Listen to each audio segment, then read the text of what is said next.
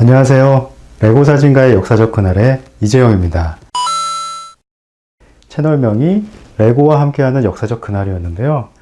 안타깝게도 레고 관계자분께서 연락을 주셨어요.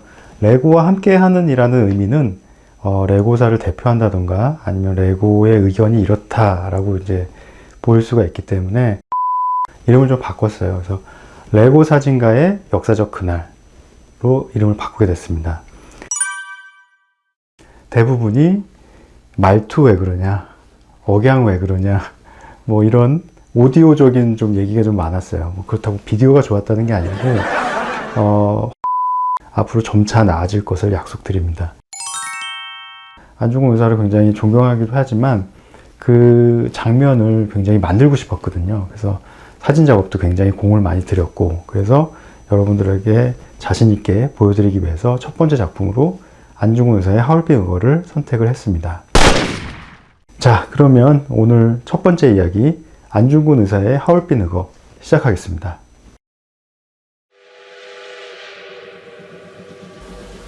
(1909년 10월 26일) 오전 9시 초대 조선 총독을 지냈던 이토 히로부미를 태운 열차가 러시아 재무대신과의 회담을 위해 만주 하얼빈역에 도착합니다.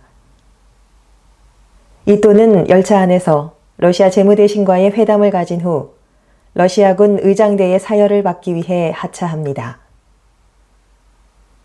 안중근 의사는 품 안에 숨겨두었던 브라우닝 자동권총으로 7발의 총탄을 발사합니다. 중앙에 권총을 들고 있는 사람이 바로 대한의군 참모중장 안중근 장군입니다. 대한의군 참모중장은 독립운동가 안중근 의사의 정식 직위입니다. 맞은편에는 쓰러지는 이토의 모습과 총소리에 놀라 달려온 러시아군 의장대의 모습, 또 이토 히로부미를 환영하기 위해 나왔던 일본인들의 모습도 보입니다. 안중근 의사는 거사 직후 고레야 우라라고 큰 소리로 외칩니다. 이 외침은 대한 만세라는 뜻이었습니다.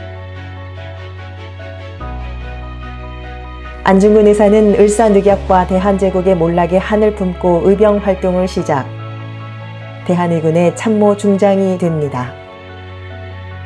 동지 11명과 왼손 약지를 끊어 구국 단지 혈맹을 맺고 조국의 독립과 동양 평화를 맹세한 후 9개월 만에 거사를 감행합니다. 을사늑약 이후 초대 조선 총독이 되어 일본의 한반도 병탄에 큰 역할을 해온 이토 히로부미는 안의사의 거사 이후 20분 만에 목숨을 잃게 됩니다. 피고 안중근, 마지막 변론 기회를 주겠다. 우선 안중근 참모중장은 군인의 신분으로 적장 이토 히로부미를 저격한 교전 행위를 하였으므로 형사처벌이 아닌 전쟁포로의 신분을 요구했지만 받아들여지지 않았습니다. 대한의 풍모 명성황후를 시해한 죄, 대한의 황제를 폭력으로 폐위시킨 죄. 법정에서 의연하게 이토의 15가지 제목을 밝혔던 안중근 의사의 모습은 뮤지컬 영웅의 한 장면, 누가 죄인인가 동영상을 찾아보실 것을 추천드립니다.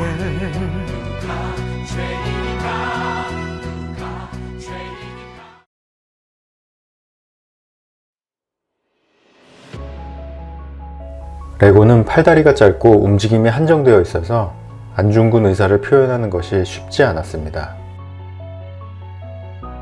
사진으로 촬영되는 각도에서 가장 안중근 의사다운 포즈를 찾는데 주안점을 뒀습니다. 레고의 짧은 팔다리를 커버하고 가장 극적인 효과를 표현하기 위해서 바람에 날리는 코트를 표현해봤습니다. 안중근 의사의 팔자 수염은 붓으로 그려 넣었습니다. 실패 없이 한 번에 성공해야 했는데 결과는 괜찮은 것 같습니다. 1909년 10월 26일 역사적 그날의 하얼빈 기차역 모습을 레고 디오라마로 표현해봤습니다.